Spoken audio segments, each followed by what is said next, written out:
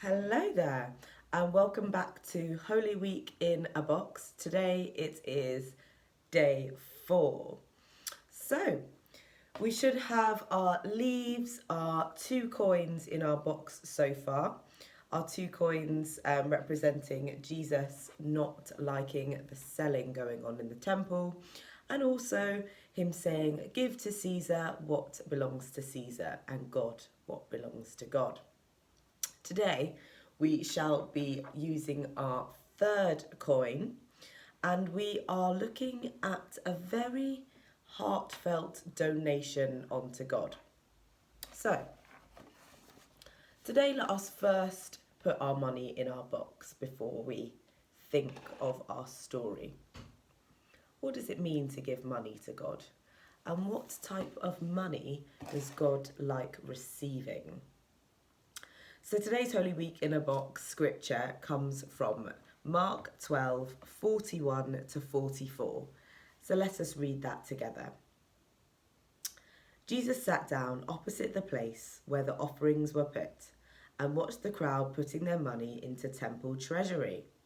Many rich people threw in large amounts, but a poor widow came and put 2 very small copper coins worth only a fraction of a penny into the offering. Calling his disciples to him, Jesus said, "I tell you the truth.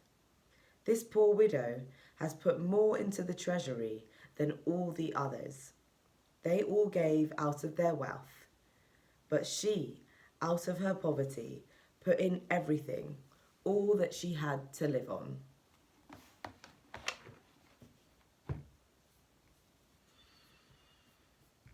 So what does this giving mean? We see loads of people in the temple in this story putting in really large gifts, perhaps boasting, saying, "Oh, look what I'm putting in, this gold, this silver, this money." And then we have this woman who has hardly anything.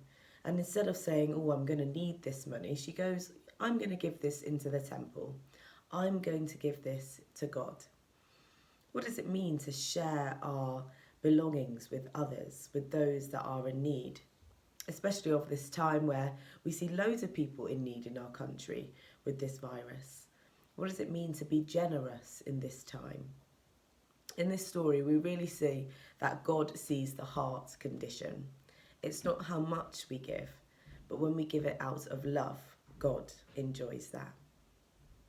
So our question of reflection is, what does the widow in this story, what does she represent?